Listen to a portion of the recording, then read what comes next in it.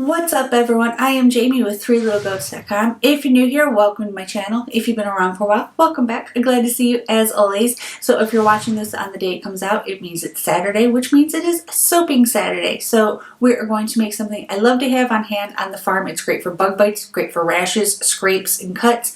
And it's great to sell at farmers markets as well. Today we're going to make some Calendula Balm. If you don't know what calendula is, it is something I love to use in a lot of my products. I will list some benefits right here for you to peruse, and I'll also have a link down in the description box if you want to learn a little bit more about the product, as well as get the exact recipe that I am using today. So without further ado, let's get into it. Alright y'all, so today we are going to make some Calendula Balm. It's one of my favorite things to have on hand in the summer. It's great for little scrapes and cuts that you get. It's also really good for bug bites, and if you have dry skin like me or you wash your hands a lot, it's also good for that.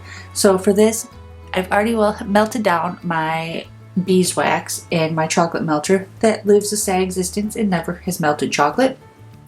And then in this jar I have some olive oil, sweet almond oil, and vitamin E oil.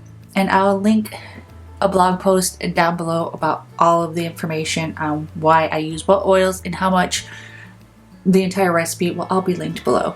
But I've had this sitting for about 2 weeks, and it's just got some dried calendulas in it. You want to use dried flowers. If you don't have your own dried flowers, you can order them on Amazon or maybe find them at your local farmer's market. But that is what I use. You want to use dried flowers. They just work better and you run a less risk of getting mold. So always use dried flowers. So for this, I'm just going to put that on my scale and clear it out. And then I'm going to use a strainer to strain in all of my other oils. Now I'm not too concerned if some of the flowers get in there. It's bound to happen. And then I need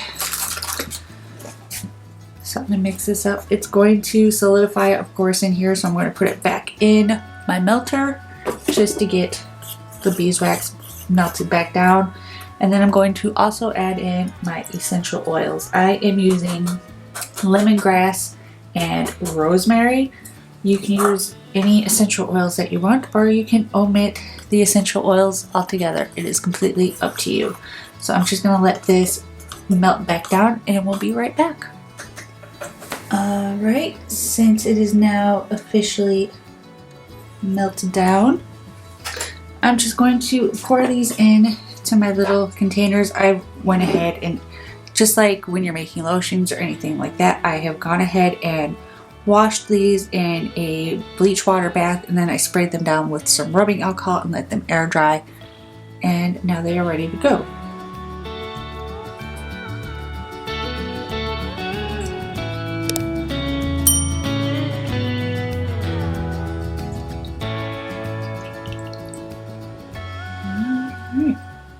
And then I'm just going to set them aside, and I'm going to let them harden naturally. I'm not going to put them in the fridge or anything like that. I want them to just sit and harden.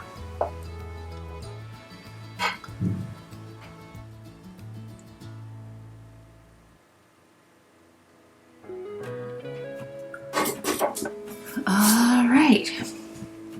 So once these have hardened completely, I will bring you guys back. Alright, so they're not quite completely set yet, but I do want to do one last thing before they do harden completely. I'm actually just going to take a dried flower that I have, and I'm going to stick it in the center. Now, this is completely optional. I just think it looks cute, and when I open it up, there's a little dried flower right in the middle.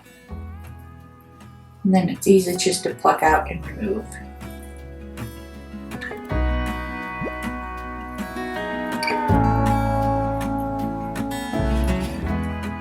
Okay.